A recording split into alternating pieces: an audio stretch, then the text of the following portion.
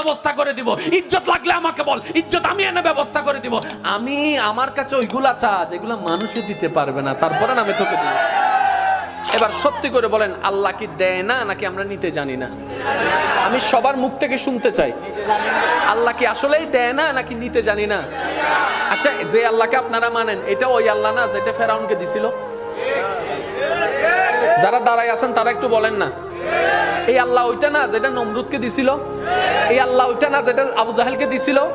এত বড় বড় বাটফাটদেরকে যদি আল্লাহ দিতে পারে, আপনার মতো মুসলমানকে কেন দিতে পারবে না? উনি দিতে জানে, উনি দিতে পারে, আমরা নিতেও জানি না, চাইতেও জানি না। অনেক আল্লাহর বান্দা আছে বলে, আমি নামাজ পড়ি, তারপর আল্লাহকে চাইছি, আল্লাহর কাছে চাইছি, আল্লাহ আমাকে দেয় নাই। রোজা রাখছি, চাইছি আল্লাহর কাছে, আল্লাহ আমাকে দেয় নাই। আমি এত টাকা মান্নত করছি, চাইছি, আল্লাহ আমাকে দেয় নাই। আহাদে আল্লাহ কি তো আল্লাহ কন্টাক্ট হই না? তুমি কে? বলে যে বান্দা। দেনেওয়ালা কে? বলে যে আল্লাহ। তো আল্লাহ হচ্ছে মালিক, তুমি হচ্ছে গোলাম, তো তুমি চাইতে না থাকবা। তোমার কাজ হচ্ছে চাইতে যাওয়া, চাইতে যাওয়া। ওনার যেই দিন ইচ্ছে করবে সেই দিন দিবে। সময়, বার, তারিখ আপনার বেঁধে দেওয়ার কোনো অধিকার নাই। বাস শেষ তো। মাওলা চাইতে আছে, চাইতে আছে। একদিন, এক সপ্তাহ, এক মাস, 2 মাস, 1 বছর, 2 বছর, 3 বছর, 4 বছর, 5 বছর, চাইতেই আছে, চাইতেই আছে। আল্লাহ দেয় না।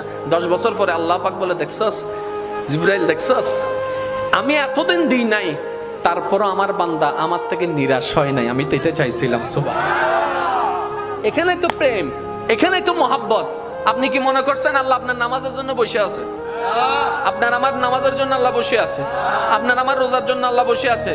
আর আমাদের নামাজের সেই কোয়ালিটি নাই যেটা আল্লাহ পর্যন্ত পৌঁছাবে। আমাদের রোজার সেই পবিত্রতা নাই যেটা আল্লাহ পর্যন্ত পৌঁছাবে। আল্লাহকে খুশি করতে পারবে এমন কোনো কিছু আমল আমাদের কাছে, আর আপনাদের কাছে বাদ দেন, আমার কাছেই নাই, যেটা আল্লাহকে আমরা দেখাইতে পারবো মওলা এটা এনেছি তোমার জন্য। যে কথা আমি বলতে চাচ্ছিলাম, একটু খেয়াল করেন। বিদেশ থেকে যখন কেউ আসে তখন ওই আনে তো অনেক কিছু, একদম না পারলে বুঝ দেওয়ার জন্য কি আনে? চকলেট। এটা হচ্ছে বিদেশ। হাসর হচ্ছে আমাদের আসল দেশ। যেদিন আমরা আল্লাহর কাছে ফিরে যাব, সেই দিন যদি আল্লাহ জিজ্ঞেস করে, বান্দা তোকে আমি 50-60 বছর একটা ভিসা দিছিলাম, বান্দা বলবে আল্লাহ দিছিলাম। তোর খাবার দরকার আমি দিছি নাই? দিই নাই? আল্লাহ দিছো। তোর সৌন্দর্য দরকার দিই নাই? দিছো। আল্লাহ বান্দা তোর সম্মান দরকার আমি দিই নাই? আল্লাহ দিছো। তোর স্ত্রী পুত্র স্বামী দরকার আমি দিই নাই? আল্লাহ দিছো। তোর যা দরকার সব আমি দিছি তো? আল্লাহ দিছো। এবার আল্লাহ যদি জিজ্ঞেস করে, ওই দুনিয়ার থেকে আসার সময় আমি আল্লাহর জন্য কি আনছো? একটা জিনিস তো আমার জন্য আনছস নিশ্চয়, একটা জিনিস আমাকে দে। সেদিন আল্লাহকে কোন জিনিসটা দিবেন? নিজেকে প্রশ্ন করেন, উত্তর দেওয়ার দরকার নাই, নিজেকে প্রশ্ন করে দেখেন। দেখেন আপনার ব্রেনে বলছে কিচ্ছু নাই।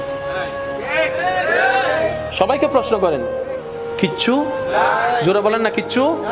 আল্লাহকে যে দিতে পারবো, আল্লাহ আমি এটা আনছি। এখন আমরা সাহস করে নামাজটা দিতে চাচ্ছি, ওই শুক্রবারের 2 রাকাত ওইটা আর কি দিতে চাচ্ছি, আবার মনে মনে লজ্জা, আগে কোনো সুন্নত নাই, পরে কোনো সুন্নত নাই, এটা আবার কেমনে দিই, এটা আবার কেমনে দিই। এবার অনেকে ওয়াক্তিয়া নামাজ দিতে চাচ্ছে, আবার মনে মনে ভয় হচ্ছে, এই নামাজ না সেই নামাজ যেই নামাজের মধ্যে বাজারের হিসাব করেছিলাম, এই নামাজ না সেই নামাজ যেই নামাজের মধ্যে কত কিছু চিন্তা করছিলাম, এই নামাজটা তো আল্লাহকে দেওয়ার মতো কোয়ালিটি নাই। এবার অনেকে বলে যে তাহলে রমজানের রোজাগুলা দিই। এবার রোজা যখন দেওয়া শুরু করলাম, ফজরের নামাজ কজা, জোহরের নামাজ কজা, আসরের নামাজ কজা, রাতভর তারাবি চলছে, আমি আপনি বাইরে বাইরে ট ট ট ট ট ট, এদিকে রোজা, এদিকে বাটপারি, এদিকে রোজা, এদিকে চরিত্রের খারাপ।